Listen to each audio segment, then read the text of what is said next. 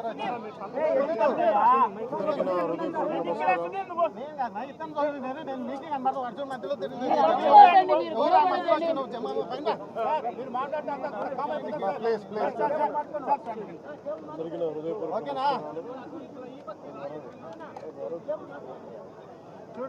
నా హృదయపూర్వక నమస్కారం.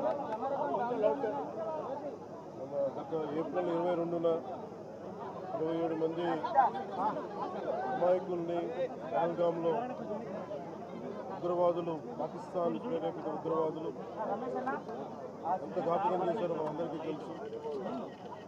దాని పర్యవసానం భారతదేశం పాకిస్తాన్కి అండగా ఉన్న ఈ టెర్రరిస్ట్ క్యాంపుల మీద దాడులు చేయడం, స్ట్రైక్స్ చేయడం జరిగింది. వారి ఉగ్రవాద శిబిరాలని ధ్వంసం చేయడం జరిగింది.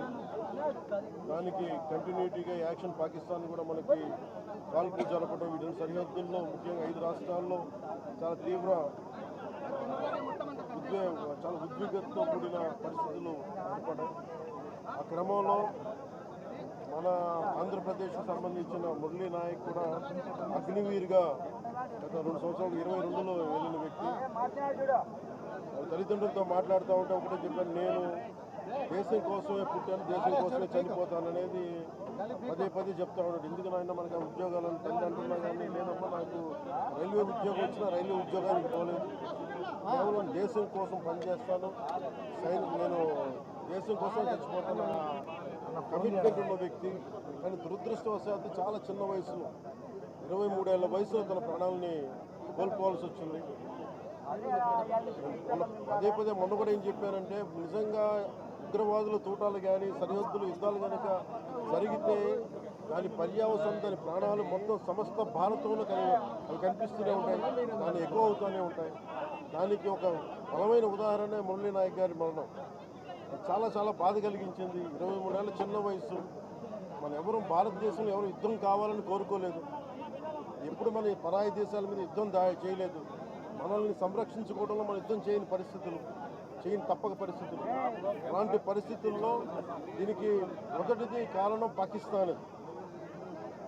పాకిస్తాన్ జనరల్, ఆర్మీ జనరల్ కూర్చోబెట్టి రెచ్చగొట్టి ఒక వారం ముందు, ఏప్రిల్ 22 ఒక వారం ముందు రెచ్చగొట్టి ఉగ్రవాదుల్ని ప్రేరేపించి అమాయకులైన మనుషులను చంపించేసి దానికి పర్యవసానమే.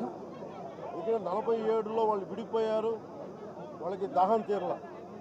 4 యుద్ధాలు చేశారు ఇప్పటిదాకా, దాహం తీరల. ఇప్పటికీ అమాయకులను పట్టణ పెట్టుకుంటా ఉన్నారు, దాహం తీరల. కానీ ఇంకెక్కడో చోట దీనికి బలమైన ముగింపు పలకాలి. నిన్న కూడా చూసాం,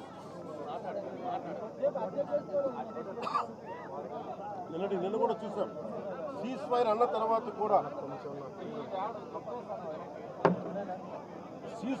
తర్వాత కూడా సీజ్ ఫైర్ని వైలేట్ చేసిన ప్రభుత్వం అక్కడ. నిజంగా చెప్పాలంటే ఒక బనానా రిపబ్లిక్. దానికి ఎవరు మాస్టర్సో తెలియదు పాకిస్తాన్. వాళ్ళు చేసే అరాచకాలు, వాళ్ళు చేసే మనకి స్పాన్సర్డ్ టెర్రరిజం ఇండియాకు ఒక ఇబ్బందిగా తయారైంది. అది మన ముంబై దాడులు కావచ్చు, కాశ్మీర్లో ఎథ్నిక్ క్లెన్సింగ్ కావచ్చు, పండిట్స్కి ఇది ఒక రిపీటెడ్. మన కోయంబత్తూరు దాడులు కావచ్చు, పేలుళ్ళు కావచ్చు, జామా మస్జిద్ పేలుళ్ళు కావచ్చు, లేదంటే గతంలో జరిగిన మనకి గోకుల్ చాట్ పేలుళ్ళు కావచ్చు,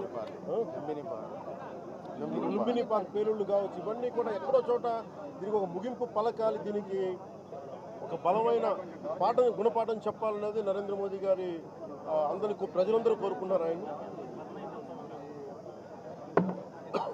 దీనికి ఇప్పుడే సోదరులు గౌరవ మంత్రి ఐటీ అండ్ ఎడ్యుకేషన్ మినిస్టర్ వారు అనౌన్స్ చేశారు. గౌరవ ముఖ్యమంత్రి చంద్రబాబు గారి తరఫున, అలాగే నరేంద్ర మోదీ గారి తరఫున ఇక్కడికి మంత్రివర్గం అందరం ఉన్నాం. ఇక్కడ అందరం కూర్చొని, మేము ముగ్గురం కూర్చొని ఇందాక గౌరవ ముఖ్యమంత్రి గారి సూచనల మేరకు ఇందాక సోదరులు మన లోకేష్ గారు చెప్పినట్టుగా దాదాపు 50 లక్షలు ఎక్స్గ్రేషియాని ప్రకటిస్తూ ఉన్నాం.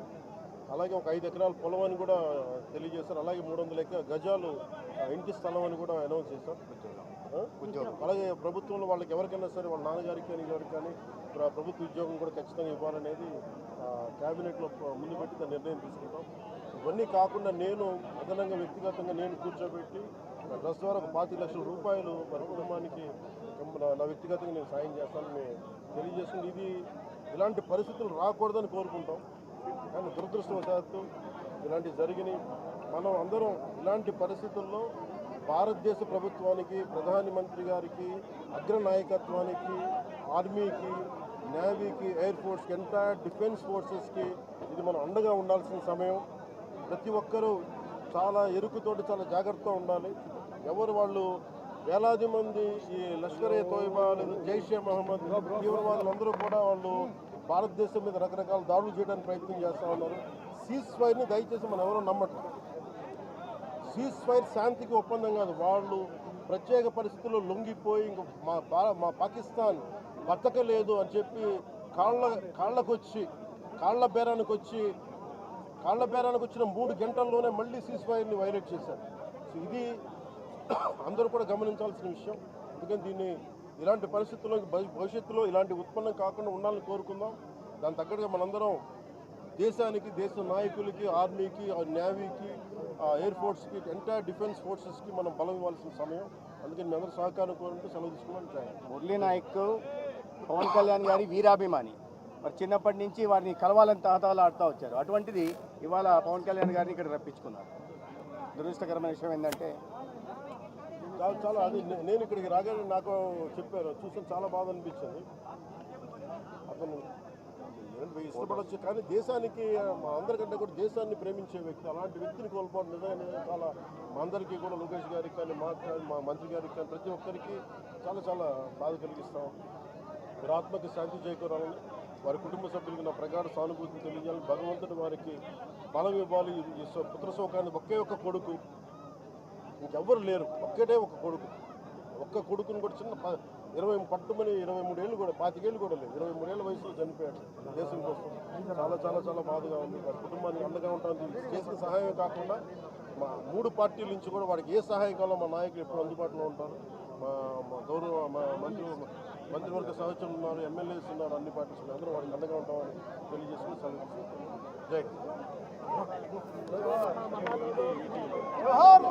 జోహార్ మురళీ నాయక్, జోహార్ మురళీ నాయక్, జోహార్ జోహార్ మురళీ నాయక్, జోహార్.